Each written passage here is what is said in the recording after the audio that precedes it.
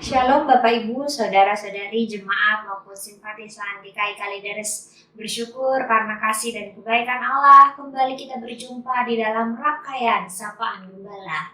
Mari sebelum kita membaca dan merenungkan firman Tuhan, kita satu hati, kita berdoa.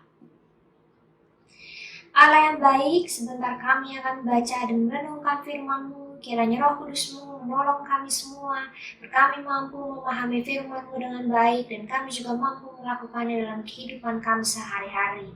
Pakailah hamba yang penuh dengan keterbatasan, agar mampu menyuarakan firman Allah dengan baik.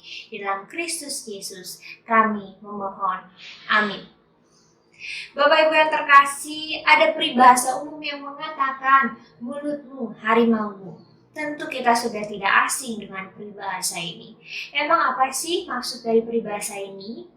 Peribahasa ini mau mengatakan bahwa perkataan yang kita sampaikan itu mempunyai kekuatan yang dampaknya sangat besar bagi diri sendiri maupun orang lain.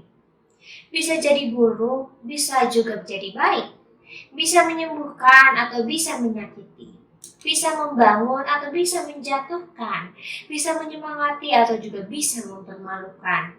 Itu semua tergantung dari perkataan yang kita sampaikan. Nah, hal ini selaras dengan yang Paulus sampaikan di dalam bacaan kita hari ini.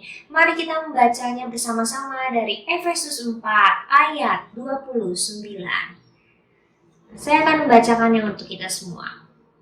Janganlah ada perkataan kotor keluar dari mulutmu, tetapi pakailah perkataan yang baik untuk membangun di mana perlu, supaya mereka yang mendengarnya beroleh kasih karunia.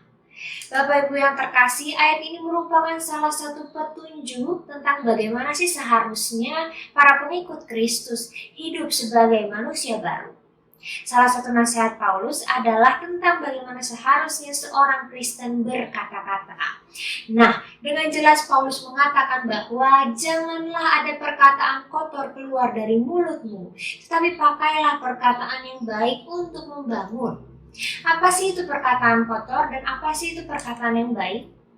Perkataan kotor dalam ayat ini merujuk pada kata-kata yang sifatnya merusak. Kata-kata yang mengutuki, kata-kata yang mempermalukan, kata-kata yang merendahkan, mendustai, melukai, dan lain-lainnya. Paulus mengatakan pada kita semua, jangan sampai perkataan-perkataan yang seperti ini keluar dari para pengikut Kristus. Sedangkan perkataan yang baik dalam ayat ini adalah perkataan yang menyemangati, yang membangun, yang meneduhkan, yang menguatkan, yang mendorong untuk maju, yang mendorong untuk mau memperbaiki apa yang salah. Perkataan-perkataan yang baik juga harus disampaikan dengan cara yang baik. Ada tata krama di dalam perkataan yang baik. Ada sopan santun yang harus kita junjung tinggi di dalam bertutur, supaya perkataan yang baik itu dapat diterima dengan baik dan berdampak baik bagi yang menerimanya. Inilah yang seharusnya yang kita perkatakan sebagai orang-orang Kristen, sebagai orang-orang yang mengaku bahwa ia adalah pengikut Kristus. Mengapa kita harus melakukan ini? Supaya mereka yang mendengarnya beroleh kasih karunia. Supaya mereka yang mendengarnya beroleh berkat, supaya mereka yang mendengarnya beroleh sukacita. Karena ketika itu terjadi, kita sedang menghadirkan Kristus lewat perkataan-perkataan kita bagi sesama kita. Bapak, Ibu, dan saudaraku yang terkasih, bagaimana dengan kita selama ini? Apakah selama ini kita sudah memperkatakan perkataan yang baik? Atau justru yang keluar adalah perkataan yang merusak? Apakah selama ini tutur kata kita membangun, menyemangati, meneduhkan, menguatkan, atau justru menjatuhkan, melukai, mempermalukan, dan merendahkan mereka? Yang seperti apa yang selama ini kita perkatakan bagi sesama kita? Misalnya nanti kita mendapat kabar bahwa ada teman kita, saudara kita, atau tetangga kita, atau siapapun yang kita kenal yang sedang sakit, sedang susah, sedang mengalami tekanan karena berbagai hal. Mari kita perkatakan perkataan yang baik kepadanya. Berikan kata-kata yang menyemangati, berikan kata-kata yang menguatkan mereka. Semangat ya, Tuhan menolongmu, Tuhan menopangmu, Tuhan menguatkanmu melewati situasi ini. Dan kami terus mendukungmu di dalam doa. Jangan kita menceramahinya atau justru membuatnya semakin terasa susah, padahal dia sedang dalam situasi yang sangat susah. Misalnya nanti kita menjumpai anak kita, saudara kita, teman kita sedang mengalami kegagalan. Entah karena pekerjaan, di tengah studi, di tengah sekolah, di tengah pelayanan atau hal yang lainnya. Perkatakanlah perkataan yang baik untuk membangunnya, supaya ia tetap semangat untuk melanjutkan hidup dan melanjutkan perjuangan ini. Misalnya, gak apa-apa kalau belum berhasil sekarang. Tetap semangat ya, dan percaya pasti Tuhan memberikan yang terbaik. Jangan berhenti untuk berusaha, dan kami terus menopangmu di dalam doa. Atau nanti kita dengar gitu ya, kita melihat ada suatu hal yang kurang baik yang dilakukan oleh orang lain di dalam tugasnya. Entah di rumah, di sekolah, di gereja, di pelayanan, dalam pekerjaan, dan lain-lain. Contoh, di rumah kita minta tolong anak cuci piring, kemudian dengan tidak sengaja piring itu jatuh dan pecah. Jangan kemudian kita langsung memarahi, jangan kemudian kita langsung melukai hatinya, membentaknya, jangan. Sampaikan dengan lemah lembut, sampaikan dengan penuh kasih. Bagaimana sih seharusnya kita mencuci piring dengan baik? Dek, thank you ya sudah bantuin mama cuci piring.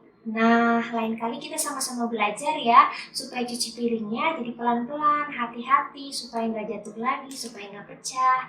Terima kasih ya, Dek. Jangan kita langsung mengkritiknya dengan tajam atau melukai hatinya. Sampaikan dengan baik, sampaikan dengan kasih, sampaikan dengan lemah lembut, supaya yang bersangkutan dapat menerimanya dengan baik dan termotivasi untuk memperbaiki apa yang salah. Atau mungkin nanti kita mendapat kabar orang yang selama ini kurang baik dengan kita sedang mengalami kesusahan hidup. Jangan kita kutuki, jangan kita bilang syukurin makanya, jangan seperti itu. Apa yang harus kita lakukan? Perkatakan perkataan yang baik, doakan dia yang baik. Tuhan menguatkanmu, Tuhan menopangmu di dalam kondisi ini. Dan sebentar lagi gitu ya, kita akan merayakan 76 tahun kemerdekaan negeri kita Indonesia. Walaupun kita melihat masih ada begitu banyak hal yang kurang, masih begitu banyak hal yang kurang ideal di tengah negeri ini, tetaplah perkatakan perkataan yang baik, jangan menghujatnya. Kita mengatakan bersyukur untuk kasih Allah bagi negeri ini, bersyukur untuk pemeliharaan Allah yang terus nyata atas negeri ini. Kiranya Allah memulihkan Indonesia yang sedang berjuang melawan pandemi ini. Kiranya Allah menopang pemerintah dan Satgas Covid yang terus mengupayakan agar pandemi ini meredam. Kiranya Allah memberkati kita semua rakyatnya agar terus mendukung setiap upaya yang dilakukan pemerintah dengan cinta yang Allah terus nyatakan bagi kita semua. Bapak Ibu yang terkasih, mari kita berikan ungkapan yang mendukung, ungkapan yang menguatkan, ungkapan yang baik supaya itu menjadi berkat untuk negeri kita, untuk pemerintah kita, dan untuk kita semua, rakyat Indonesia. Bapak Ibu yang terkasih, memperkatakan yang baik itu memang tidak bisa dilakukan tiba-tiba. Semuanya harus dibiasakan, semuanya harus dilatih. Nah, mulai sekarang, sebelum kita berkata-kata, mari kita biasakan untuk bertanya. Kalau aku berkata ini dengan cara ini, dampaknya apa ya untuk orang lain? Kalau baik ya mari kita lanjutkan. Kalau tidak baik ya mari kita ganti dengan kata yang baik dan dengan cara yang baik. Supaya apa yang keluar dari dalam diri kita itu semua menjadi berkat dan menghadirkan Kristus bagi semua orang. Ingatlah, perkataan kita mencerminkan siapa diri kita dan apakah Kristus tercermin di dalamnya. Selamat berefleksi. Tuhan memberkati kita. Mari kita berdoa. Bapa yang baik, terima kasih Engkau mengingatkan kami untuk memperkatakan kata-kata yang baik. Ampuni kami Tuhan, kalau selama ini kalimat-kalimat yang kami sampaikan masih melukai sesama kami, masih merendahkan sesama kami, masih membuat mereka jatuh dan down. Ampuni kami ya Tuhan. Mulai hari ini kami mau bertekad untuk menghadirkan Kristus lewat perkataan-perkataan kami. Dalam Kristus Yesus kami memohon. Amin.